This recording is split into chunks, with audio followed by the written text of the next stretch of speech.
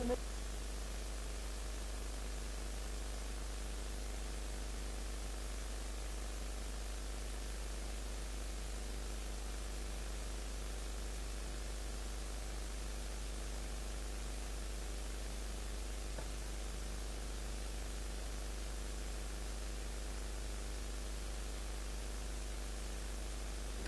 then we'll start. Fantastic. And then we'll start right away with the questions, or With the questions. Okay. I just want them to sit down.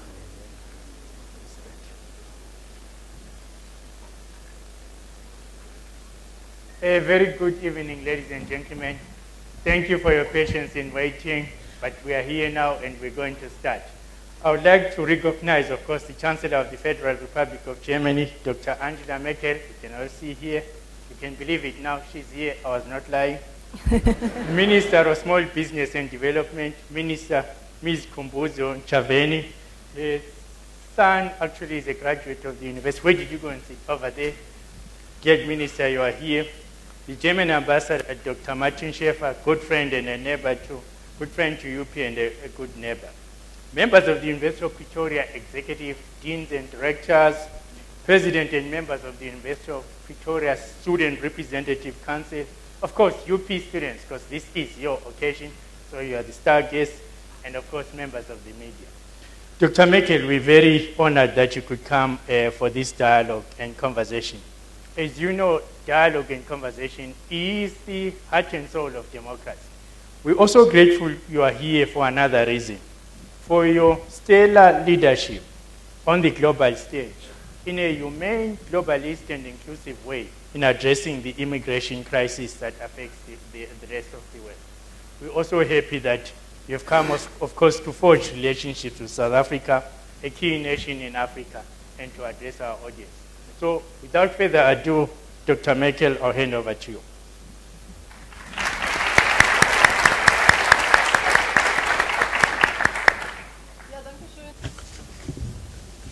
Thank you very much. Thank you very much. Thank you very much. It seems to work. Yes, excellently. And we hope that the English translation is also working. Thank you. Thank you for having me, and also thanking you for the warm words of welcome. I would like to thank you for your patience. I know that you had to wait for about 30 minutes. Unfortunately, I was a little bit late, but I had excellent talks with your president, Cyril Ramaphosa, and I'm very much looking forward to meeting with you on this modern campus. I've heard biodiversity plays an important role here. I've heard that I've seen cows here. They look actually quite familiar. They remind me of back home. These black and white livestock, and I'm very much looking forward to having this hour with you. Let me be very brief with my introductory remarks. You know that our two countries are rather far away from each other, at least geographically speaking, but you will remember that on the 11th of November, 30 years ago, Nelson Mandela was released from prison. Nelson Mandela was the great personality that inspired not only many people in South Africa and had an enormous influence on their lives, but also far beyond your country. Many people in Germany were very much inspired by his example. I experienced at the time my own miracle, namely that the wall fell. I all of a sudden could move from East Germany to West Germany. I worked at the Academy of Sciences in East Berlin as a physicist on quantum mechanics, and that all of a sudden was the time when I was able to go into politics.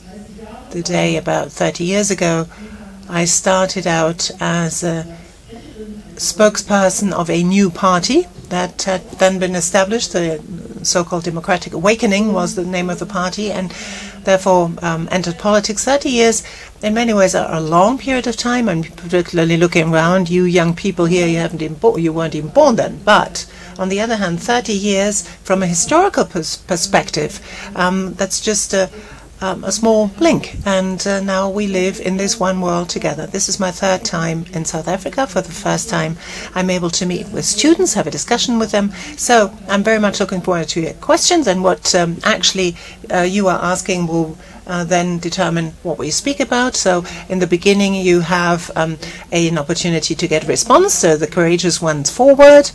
Tell us also what you wish to do in your professional life. Thank you.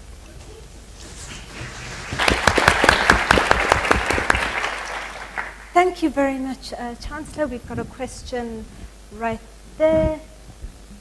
Please will you pass the one on my left. Also, guten Tag hier in Südafrika. Schön in Hello to South Africa. It is very good to be able to meet with you, and I wanted to ask you, what do you think will be the role of South Africa for the future of Germany? Well, Afrika spielen für die Zukunft Deutschlands. Ich glaube, wir werden und wollen sehr gute Beziehungen haben. Ich habe gerade das BMW-Werk hier in Pretoria besucht. Das war das erste. Just visited the BMW works here in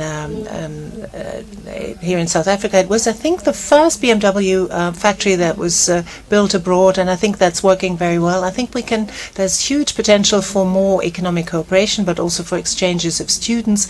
I offered to South Africa, and that offer has been accepted, that every year we receive 12 students in a scholarship program, which means that you can spend 1 year in Germany.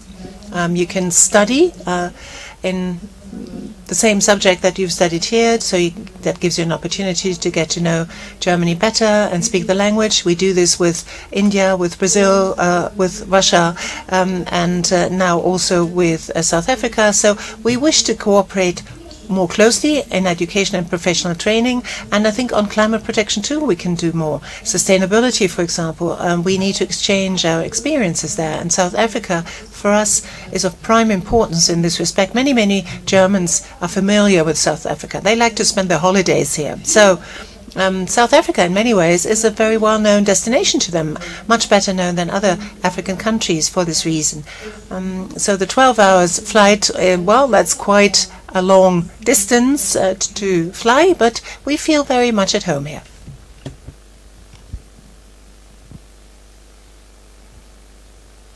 Right. Thank you so much to the Chancellor of Germany. My name is David Gabor, President of the Student Representative Council here at the University of Pretoria. I find our setting very apt in that we are at the Future Africa campus. A lot of transdisciplinary research takes place here, and that's what my question is in relation to. Your background is very much rooted in a variety of disciplines, specifically the sciences, and yet your current role is moving in the exact opposite direction. I want to find out, in a context in which we find ourselves where transdisciplinary research is so important, for many of the people in South Africa, we cannot immediately finish one discipline and move directly into another one. And this is often because of the socio-economic status of us as people. So I want to find out, in terms of the time frame, is it possible to begin one discipline, have a very long delay, and jump into another discipline and still be effective in that instance? Thank you.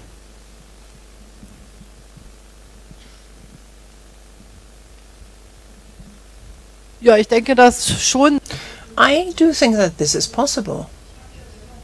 You know, I myself studied physics, as you know, and then later on dealt with physical chemistry, dealt a lot more with chemistry later on than with physics. When you study chemistry, you can certainly move over to biology. When you've once studied biology, you can move over to medicine. So I think, well, you can't jump probably from mathematics directly into medicine, but the work of an interdisciplinary researcher is characterized, I think, by the fact that he or she has to know his or her discipline, original discipline, very well. Then you know how to ask questions, what sort of questions to ask, to how you come to solutions, how you verify and monitor whether they are the right solutions, and then it doesn't matter whether you've studied mathematics or physics. I think the huge importance is to learn how to learn. And once you've done that, you can also explore other areas, other disciplines that you have not originally studied.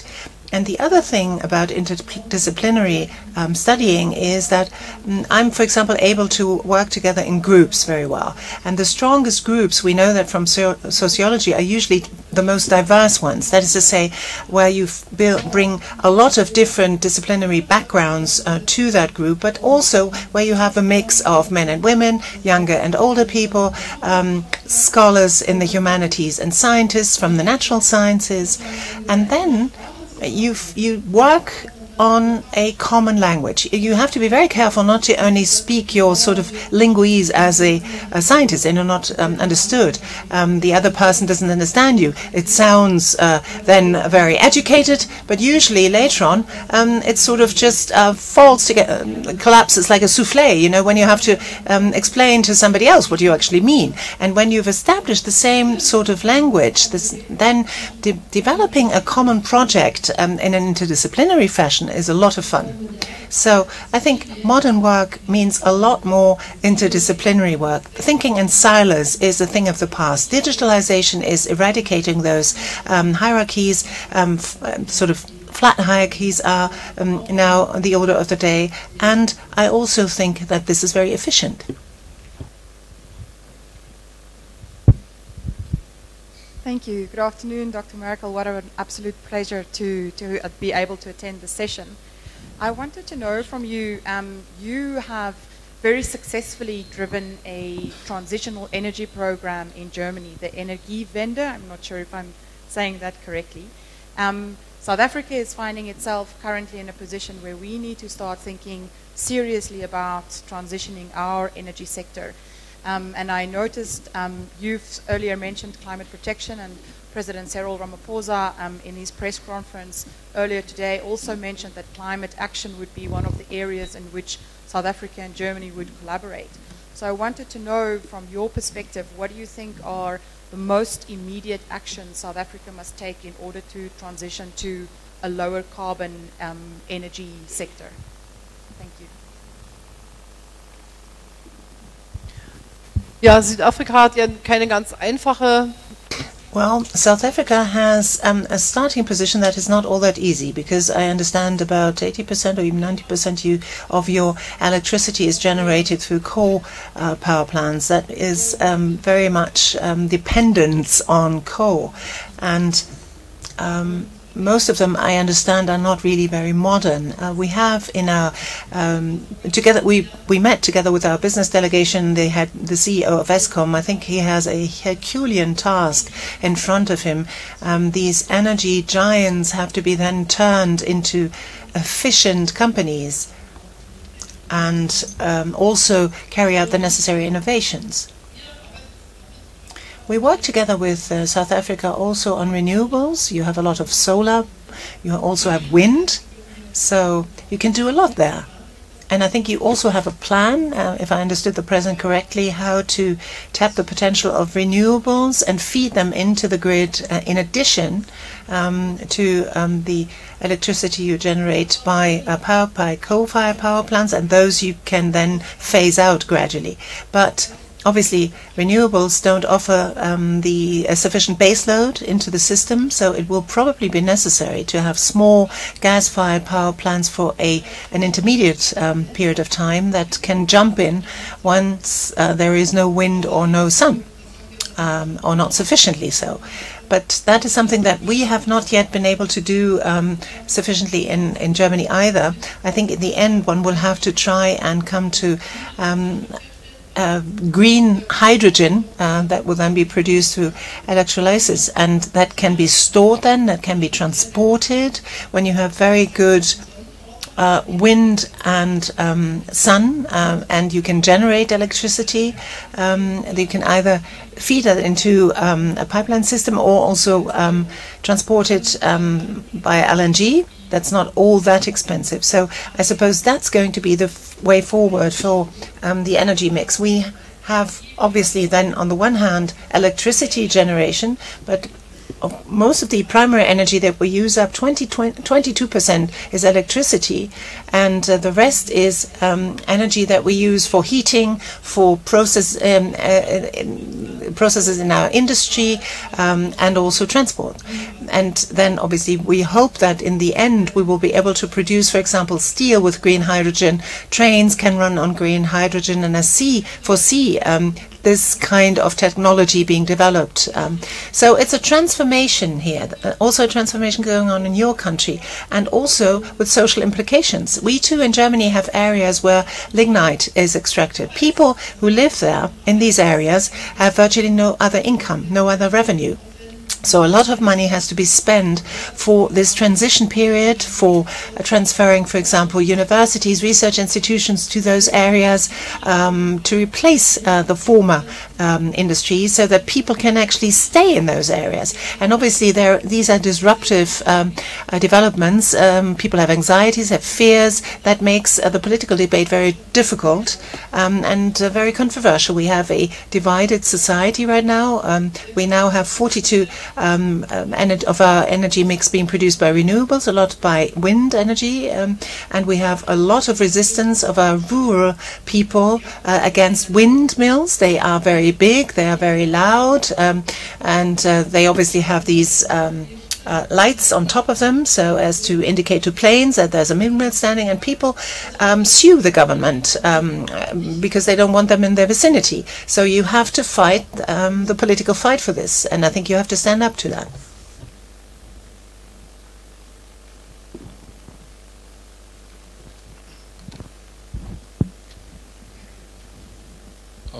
Dumela Ma Merkel. That's the equivalent of Guten Tag, Frau Merkel. In Sepedi, by the way. My question, I'm an education student, so my question is inclined to the education sector. In a country where unemployment is at 30%, how do you think we can improve our education system so that right now we are not being educated, in my opinion, we are being schooled. So how can it be that we are educated in a way that we can sustain ourselves, so that I no longer just say, I have a degree from UP and I'm unemployed. I can actually say, with the skill set that I acquired from UP, I can do this and that to actually sustain myself. And then also, as a female leader who has been in power or a position of power for a while, what can you say to the young ladies in here that are from a country that has a history or a cultural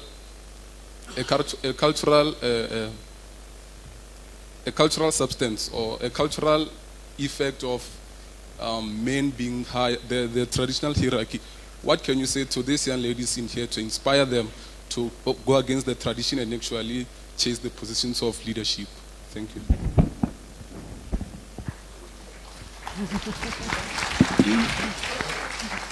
Also fangen wir mal mit dem letzten an. Let us start with the last part of your remark. Gender equality is something that can only be achieved when not only the women change, but also the men understand that men and women have equal rights.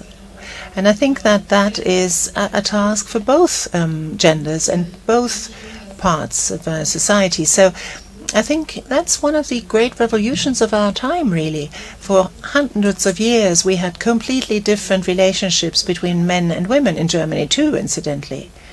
I mean, in Germany, in the last century, actually last year, we celebrated 100 years of women's suffrage. It's not that long ago. We all also pretend that gender equality is already a reality of the day in our country. Not necessarily always the case.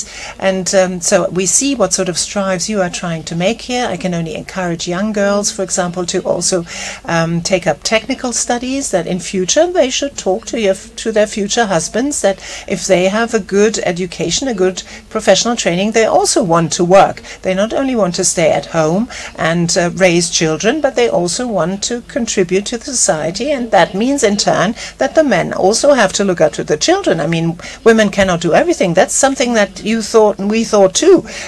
Women are back home, they're looking after their husband, they're also looking after the children, and they look nice, and then they also go to work and earn some money. But all of that is a little bit too much, so one has to split the tasks between men and women.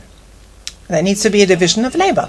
And then I would say self-confidence, and not allowing yourself to be made subordinate or be humiliated, but really stand up for what you believe in. And sometimes you may be a little bit depressed, a little bit frustrated that somebody comes along who thinks he's better than you. Well, sometimes you have to train for that situation and say, well, okay, this once, but next time I will know what to do. But you should do this also in a calm and collected way, not be too strident, but be sure of yourself, so to speak. Now, on the training of young people, obviously, that is of the essence here in your country. And also the question, obviously, then after training, do you get a job? That's indeed the crucial question, I believe, for the whole of Africa. How do we create more jobs for these many young people? In Germany, there are a lot of people who are self-employed, people who have a good kind of professional background, who will then set up their own business, or the parents already had a small business, and they themselves can sort of succeed. And when it's working well, when you have a good product, you can also train young people then in turn. I talked to the President quite a lot about professional training, because studying is obviously one thing, but there are many professions where you need the capacity to do something with your hand, to have some kind of technical skills, or for example nursing care, working with other people, being a kindergarten teacher. We in Germany have a system of vocational training, which means that you don't need to go to university, but we have this dual vocational training. You learn part of your job on the job, so to speak, and you also go to a technical college or professional college. And some, I understand, the companies that you have here, for example, BMW, have this kind of training. They have 250 young people who undergo vocational training schemes, but obviously it will not be sufficient for all of these South African children. There are quite a lot of others, obviously, who need to be offered a place of training. And we discuss with other companies, too, to offer these kinds of apprenticeships. But they themselves, obviously, that there are maybe a lot of state-owned companies still in your country, but perhaps not sufficient private business that also develop a private business sector, or startups, for example. Then loans are, of course, of the essence. A developed banking sector that has venture capital that is offered to these young startups, or perhaps giving advice to young people. How do I set up my own business? What sort of legal form do I need to find? How can I not incur too much liability? So that's, I think, the sort of way forward. Question over there. Sorry.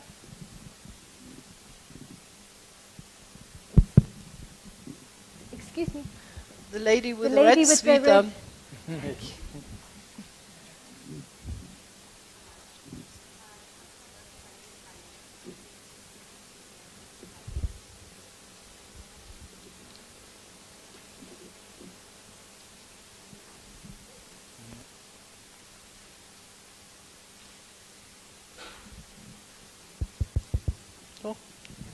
Thank you. Chancellor Merkel, my name is Fanele. I'm a PhD student within development studies. The question that I have for you is, in the context of rising inequality and poverty, how can South Africa and indeed other countries promote social cohesion? Thank you. Oh, that's... Oh, well, that is... there are a lot of theories about how one can best do this. I think two things have to come together here. You have to first set up a good and solid business community that can actually generate prosperity. So you have to have good products that you can sell, and that needs to be made on a private basis. The state itself obviously will be able, obviously, to create jobs, but usually it eats up taxes, taxpayers' money. So one should resort to private businesses. Then you need a good tax system. Many countries in Africa don't actually generate tax revenue. They don't really have sufficient rules and regulations in place or mechanisms in place to generate revenue. Tomorrow, for example, Angola, the country I will travel to tomorrow, has just introduced VAT that generates revenue for the government. I think the system here is working better than in other African parties. And then, obviously, the parties have to come together and agree on what to spend those tax monies on. For example, I come from a party that is called the Christian Democratic Union. We say we are the party of social market economy. So our basic underlying philosophy is those that are able to do more in a society must not be left frustrated or depressed. I cannot act as if I were very fair if I give each and everyone the same. Then there is a very great danger that no one is making more of an effort, because people will say, well, no matter whether I make more of an effort, I will always invariably get the same kind of money. So those people who are creative, who invent great products, to them I have to leave a little bit of more money. So somebody who's actually gaining a lot of money, I cannot tax him with 99% of his income.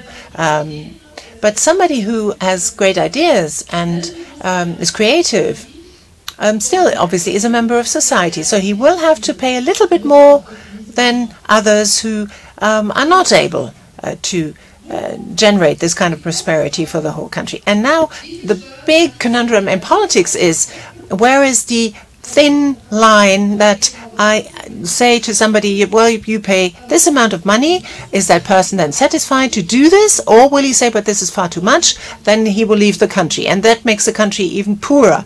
And that's time and again our debate. The CDU says we have to do more for those who are actually self-employed. The SPD is always saying, let us look after those that perhaps haven't had such a good life of it. We'll have to look after the sort of downtrodden. Maybe I'm being a little bit too I'm not being very precise here, but you know what I mean. So then we say that the tax level should not be too high. It should not be higher than, let's say, 50% or so.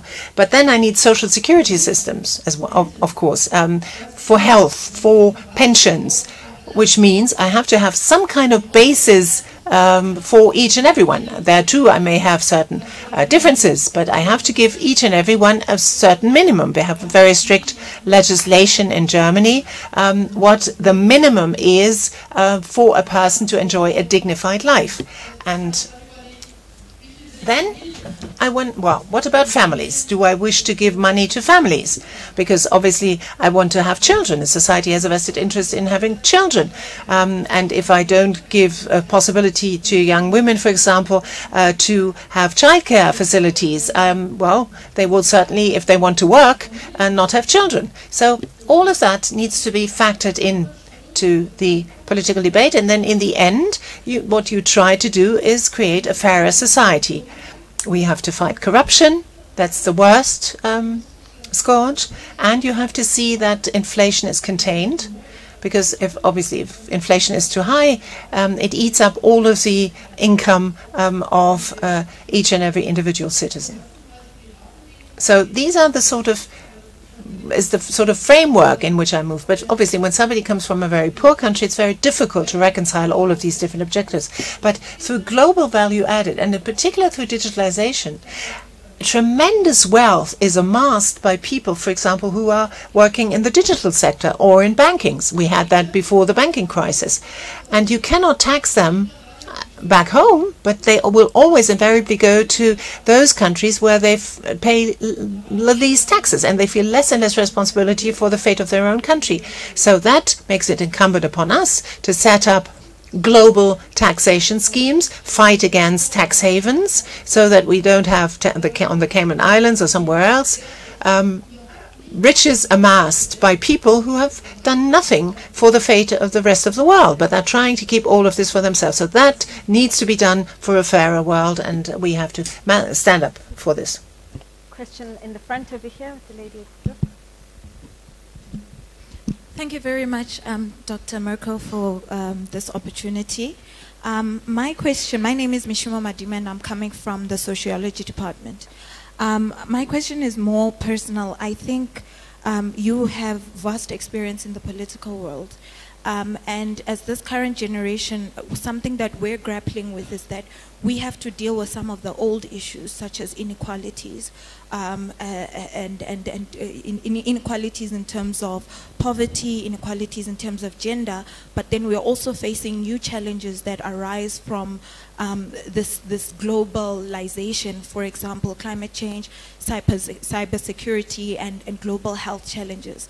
My question is then, as somebody who has been in politics for a long time, what advice do you have to future leaders? What do you have to tell us about how we need to do things differently? What would you change about what is happening? What do we need to change? Yes, basically, that's okay. Ja, also ich meine, Sie haben jetzt gesagt... Well, you said these are old questions. Inequality, poverty, gender equality. I can only tell you these will always be central issues of politics. They may change somewhat. 100 years ago, women had to fight for being allowed a universal suffrage. These days, they have to fight for other forms of gender inequality. For example, have to fight for having the same number of female people on the boards of companies than male individuals. But that's going to be an issue. In Germany, for example, we have a so-called Girls' Day. When you know that as regards digitalization, that is the area where the jobs of the future will be generated. We try to persuade young girls from learning coding, from going to technical professions. Now, we already know that they will have less income than the men who go into these areas. We want them to be persuaded that many more percentage-wise learn coding and take an interest in technical professions. Now, on poverty, in an industrialized society, we have buffers, so to speak, through our social security systems, in the industrialized countries in particular, through social security systems and so on. But in a digital world, with new jobs, with much more people being self-employed, much more mobility, much more work that you actually do at home, we have to reinvent ourselves in a way. We have to reinvent policies. What do you do, for example, in a company where you have a part of the workforce who work from home? For example, one of the great achievements of the social market economy was that in a company of a certain size, you have a works council. But if each and everyone is sitting at home working from home, how can you actually form a works council? Will this lead to exploitation? Do I always have to be present because my smartphone is always available and that makes me always available at night at 10 o'clock, in the morning at 7 o'clock? But then when I say to somebody, well, I don't really have that much to do for you, you can go home, but you always have to stay on the phone. Is that exploitation? Well, now, these are the issues of the future. Climate change, too, is an issue of the future. Some of them, these issues, you can deal with through good and sensible policies. For example, in Germany, we had very dirty rivers. Our water quality is now very good, so we don't have to do that much on that front. But new environmental problems come to the fore, and we always have to deal in this world of today as human beings with old and new issues, and also with structural issues. For example, how do we organize a society? I mean, we also are not only virtuous people, we also have our vices. We are sometimes aggressive, we are sometimes not nice, we're envious. So how can I see to it that such a huge group of people is organized in such a way that there is a peaceful coexistence, that you don't cheat each other, that there is rule of law that is respected. So we have enormous achievements also. For example, the monopoly of the state of the use of force. Nobody else in a society is allowed the use of force with the exception of the state. Now, I see the internet today. Calumnies, hatred, mobbing, child pornography. How do I settle these issues? How do I find for these issues a new order of civilization that I have developed for all of the other areas over centuries? At heart, this is always about a dignified coexistence of each and every person, and also of people being able to develop their own potential, and also giving something to the society, to the better of the society, and to their own benefit.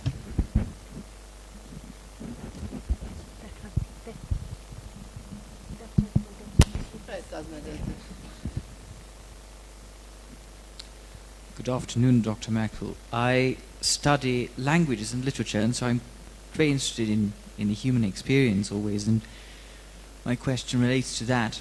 And it is that obviously South Africa has a very diverse population, and I believe that is also something which has come up as a question in Germany, especially in recent times. And my question is, what can we do to promote even further unity among people, and so that we do not look at our differences as the key distinguishing aspects, but rather as our similarity and our united state of being human? Ich denke, das Allerwichtigste ist, dass ich I think the most important thing is that I look at each and every individual as a human being, and not only as part of a group. When I say, look at this, let's look at European examples. I always stood up against, for example, when we had the Euro crisis, of making these sort of sweeping judgments where you say the Greeks are like this. And then when you said, but in the context of the Euro crisis, you say the Greeks. You say, well, they can't really manage their finances, they're profligate, they have debts. In the ears of the Greeks, the Germans who sit on their money are spendthrift and don't like to give to other people. And when I start with these stereotypes and sort of attach these labels to certain groups and not look at the individual, I'm already on the completely wrong track. I always have to put myself into the other person's shoes, saying that is another human being, and what makes up this human being. For example, this coronavirus that has affected primarily China, but we also have our first cases in Germany. People, all of a sudden, with an Asian complexion, are looked at completely differently. No matter whether they actually come from China or from Wuhan, people already make their judgments. So they don't look at this individual, but they make a sweeping judgment about a certain group in our society, which is hugely dangerous. So be curious. There are lazy Germans. There are Germans who don't like to part with their money, but there are also some who are quite profligate, who like to spend money. So you can be rather surprised at meeting these people. So I don't think one should meet other people with these sort of already fixed kind of judgments. I think one should be open-minded. That's the first precondition for a good coexistence. Then when you coexist in a society, you need rules. If somebody lives in a certain society, you can expect from that person to learn the language, for example, if that person has migrated to my country, because I have to have some kind of possibility to communicate and also respect the values. Each and every question is a little bit like embarking on a thesis. It's rather complicated and complex, but that would be my sort of piecemeal answer to it. Es gibt day, Dr. Merkel. My name is Yumna Khan. I'm currently studying my undergrad in biochemistry. I just wanted to see how you feel about the current energy crisis. And you said that you guys would help South Africa by encouraging us to use gas power plants and solar power plants. Do you think that the current state our country is in, would that be sufficient? Es kommt darauf an, wie viel man da. Well, it depends how much of it you have, how much of a reservoir of gas you have. Let me put it this way. From an energy efficiency point of view, I think you can save a lot of energy in Africa. You can build houses that are better insulated, for example. If all of the cooling systems of my house evaporates because the house isn't well insulated, well, I can improve on that by better insulation. I can have efficient cars and not very efficient cars. So dealing with energy and how you actually use it is important. And it's also important to have good processes in your industry that don't use up so much energy. For example, our industries, we have introduced a pricing system for each and every ton of CO2. We have this in the European Union, and each and every year a certain volume of that is taken out of the system, because every year the price is getting higher, because people want to have more CO2 tons available so that they can emit them. They buy rights to emit CO2, and that leads, because the pricing is getting higher and higher, you force companies to actually move into a certain direction, that is to say, be more energy efficient due to this. For example, through water prices, you can also induce people to save water. You will not make it very cheap, you will make it rather expensive. So you set incentives for innovation, but also for saving. And there's one thing that one knows, that 80% on coal, a dependency of 80% on coal is obviously not the right way, and you are in a difficult situation there. That is certainly true.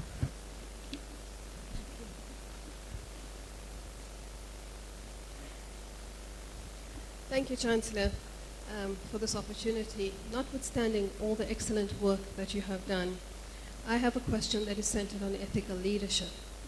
In May of 2019, your party, together with Social Democrats, sponsored a resolution, a non-binding resolution, that dismissed BDS, boycotts, divestments, and sanctions, as anti-Semitic. And this despite the fact that the Tel Aviv University professor Moshe Zuckerman stated that anti-Semitism, anti-Zionism, and criticism of Israel are three distinct categories. Based on your ethical leadership in other spheres, such as immigration and migration, why is it that Germany has not shown ethical leadership with regards to the Palestinian issue? Because by sponsoring this resolution and supplying weapons to Israel, you delegitimize non-violent struggle, but also you legitimize and endorse the apartheid state of Israel.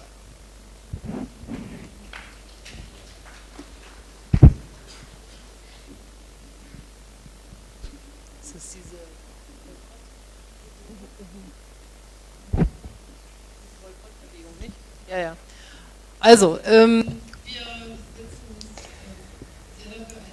well, we have come out strongly in favor of the two-state solution. That is to say, an independent Israeli state and Palestinian state.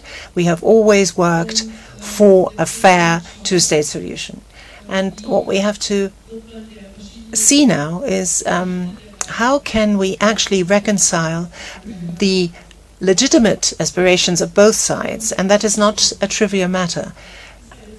Israel is a Jewish state, and Germany, as you know, has perpetrated the worst possible crime during the National Socialist period through the Shoah by systematically annihilating the Jews in the concentration camps. We have just now commemorated the 70th anniversary of the liberation of the Auschwitz extermination camp.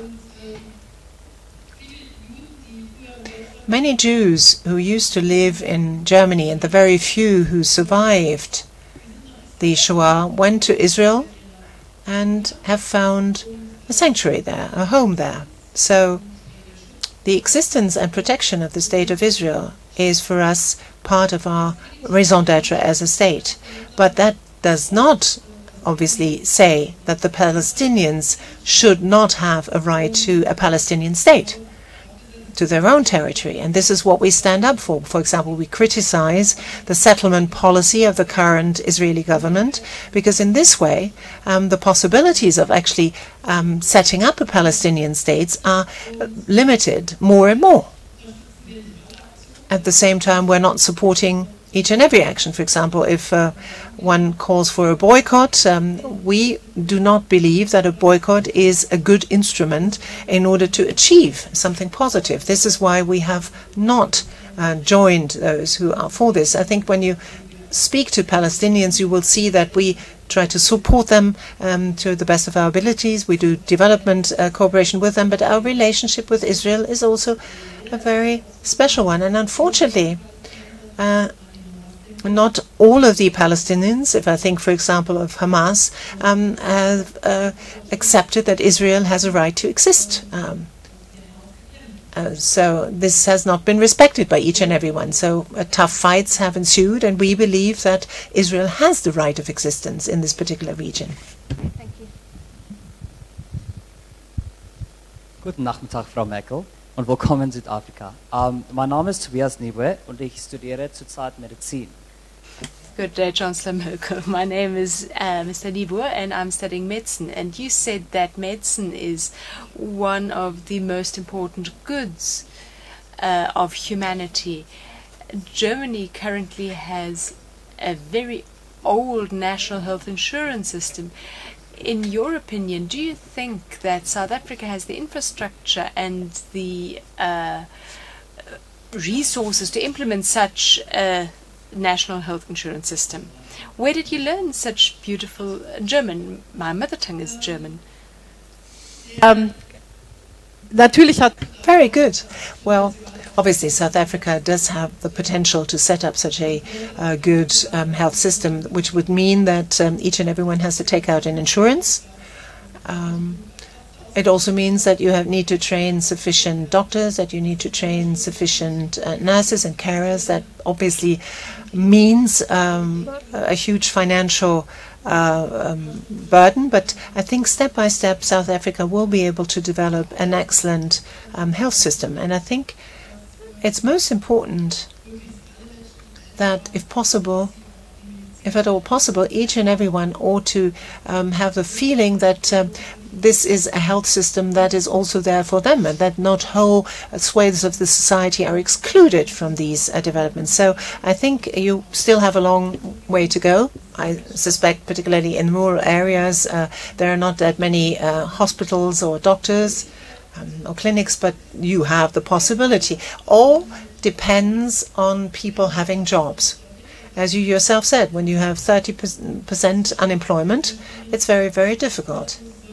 But obviously unemployed people too should enjoy a decent health care. But how can I actually how can I give a boost to growth and then also set up a sensible health system? Schwierig. Ich würde sagen, wir machen jetzt noch 3 Fragen. It's going to be difficult. Maybe we should have 3 more questions. We have 7 minutes left, so I'm going to take this question from this young lady over there, that question from that gentleman with the fur, and I'm going to take the question from the gentleman staring right at you. Yes. Okay.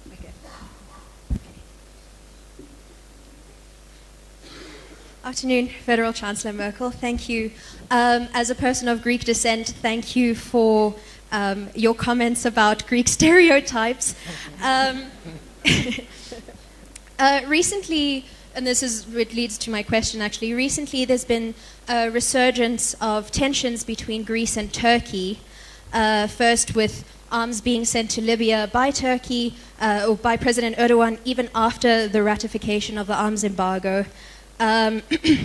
Additionally, now that Cyprus, Greece, and Israel have signed the East Med Agreement, I just want to ask, how does Germany, as part of the EU, plan to reduce tensions in the East Mediterranean region, insofar that it impacts the EU as well as the current migrant crisis, because obviously tensions in the East Med impact tensions in the rest of Europe. Thank you.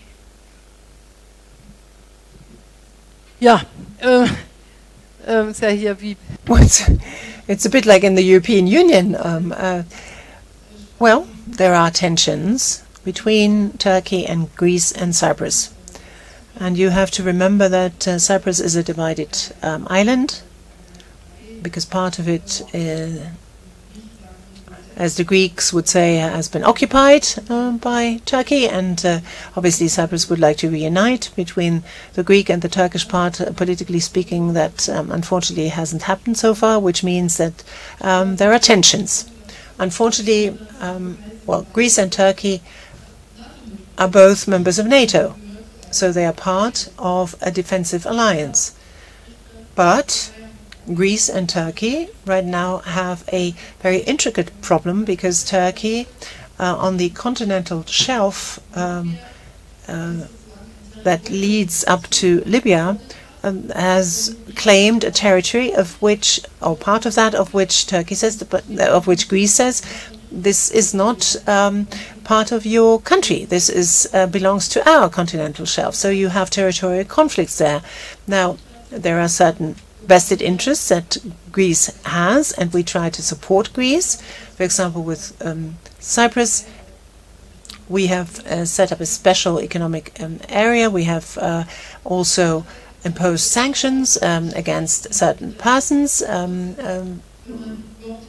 of Turkish origin, but we also try to stay in dialogue with Turkey, because it doesn't really, it's not really good policy when you don't talk to one another. And I must say, I remember that we overcame the division of my own country in the 90s with actually the support of our neighbors. And there's nothing better, I would say, than talking to each other, trying to balance out interests. If you don't do that, there is hatred, there is fury, and very quickly sometimes a war may erupt. Obviously not now between Greece and Turkey, but there may be tensions, and I think that's the only way is dialogue. Good evening. My name is Bandi Samasilela. I'm a second-year computer engineering student. My question is with regards to education. Right now, in most of the developing countries in Africa, one of the main focuses is to improve education in primary and secondary schools. But my question is that what can they do to ensure that immediately after kids leave secondary school, they are well equipped to deal with the transition into university? Because I have a lot of friends who are good in high school, but immediately when they got into university, it was all of a sudden very different. So my question is, what is being done in Germany to deal with that, to ensure that kids are better equipped to deal with the transition into university? And what can African countries, given what they have right now and what they're capable of, do to deal with that? Ja, also ich glaube, das Thema Bildung ist dann. Well, education is indeed of central importance in many African countries. Here in South Africa, we understand that each and every child is enrolled in school. That is certainly not the case for all of the other African countries. We understand there are too few universities in Africa as a whole, and there are not sufficient places of training, of vocational training. We've already talked about that. What we do in Germany, well, Germany has a different demographic setup, so different from you. We have actually not enough young people. We have a lot of older people. Our average age is, I think, by now the highest in some of the highest in the world, more than 45 years on average. I think Mali 15, maybe in South Africa 23, 22, I don't know, but much less. And you also have, I believe, a population growth of 1.2%. So you have more and more young people, and that is an even greater challenge for politicians than when you actually have to try and find young people in order to fill your jobs. That has not always been the case in Germany either, obviously. Well, how does one do that? Well, you try to find, after studies, a job for each and everyone, which doesn't really work that well, because we have more and more people who like to study architecture, who like to study philosophy or social sciences, and there are not that many jobs. Then, for example, for nurses, for computer scientists, so you should, I think, choose your training well and your education well, so you find a better job later on. If you study archaeology, you may perhaps not find a job later on that is adequate, because you don't have that many openings there. So sometimes these people may well be forced to work in a different line of profession. But we have more of a tendency in our country that each and everyone wants to go to the university, and there are not enough people who wish to take up an apprenticeship. For example, we need bakers, we look for butchers, we look for carers in nursing homes, and there are many who don't want to work on the weekend, don't want to work nights. Even when you have a 3-shift job, for example, such as in a lab, it's rather difficult to find people. So this is why we've adopted a legislation that is to attract skilled laborers. For example, if somebody also from South Africa has a good training in nursing care, for example, we can offer a place of a job for a certain period of time. But obviously we don't want to now generate here a brain drain from South Africa, but I just wanted to explain that we actually look desperately for skilled labor in certain jobs. And the last question. Yes.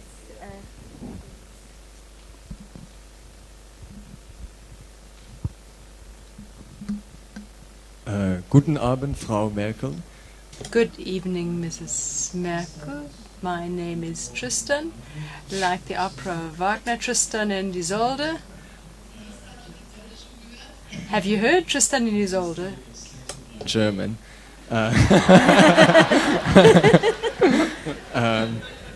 But I am currently busy with my master's degree in Christian ethics and dogmatics at the Faculty of Theology and Religion. And I've been hearing you speak about renewable energy and political solutions and a lot of things. And one political solution I think all of us here experience currently in this country is corruption, especially on a political level. I feel that we as a youth are powerless in dealing with corruption in political levels, and especially now with one of our leaders in huge trouble and stuff like that. It's problematic, and it's impeding a lot of the youth careers because of corruption and the finances not going where it's supposed to go. And I would like advice from you as to how Germany can get involved with that, and how we as a youth can work together with Germany in some way or another in stopping corruption for good. Because it's a big problem for our country, and it's demoralizing in some instances, and it's one of the leading contributions to our unemployment and the lack of in our economy, and I just would like your advice on that. Ja, Kampf gegen Korruption. Well, fighting corruption is certainly something. Well, corruption is a scourge that you can find in many African countries, and I believe that a lot of people lose hope. They think I don't stand a chance against this. I think that working against this digitalization can be a good tool. For example, to achieve transparency. When you have, for example, digital transfers of money, it's actually very hard to hide that. The state has to work much more transparently. I know a lot of developing countries that are very consistent in their digital money transfers. In this way, they have achieved much more transparency, particularly as regards a transfer of money from state within the state administration. So then, secondly, I would say you have to, when you see instances of corruption, also name names, get together with others and try to rally around this particular position, and then stand up for what you believe is right and be fearless. Obviously, sometimes you need also courage, but sometimes I think you may perhaps be also surprised how many people will be willing to rally around your position and support you, because when you see something that is clearly an injustice and you name names, I think you may well find others who join you. Many young people, I think, in the future in Africa, many more people will rise up and point fingers at their political class if they don't listen up and don't listen to their civil societies more. And wherever I am, I not only meet with those who are in political leadership whenever I travel to another country, but I also try to meet with representatives of the civil society and hear from them what are the ills in the country, and so as to give them a forum to raise these issues. So I believe that also, and in particular with the help of digital instruments these days, this will help you to break up these encrusted structures, these ossified structures. South Africa is a very special case, obviously, because you've had such a difficult history. I said in the beginning, these 30 years, ever since the liberation of Nelson Mandela from prison, a relatively short period of time. You are a generation that grows into a completely new Africa. But what happened during the years of apartheid and the sort of humiliation and the sort of crimes perpetrated against many blacks may also have perhaps made them believe that, well, what they took from us, we will take from them now. But your generation certainly has an obligation to do it differently and to also be bold enough to say, I don't want this, and otherwise the country will not enjoy a prosperous future. Because you will always have groups that fill their pockets, and I do feel very encouraged by what I hear. I think there are political groups that wish to work against this, but you have to support them, obviously. So all the best to all of you for your studies. You're here in a very privileged place and a very beautiful one, so use the opportunities that you have. And obviously, I wish you every success also in afterwards finding a job. And thank you very much for your time. All the best.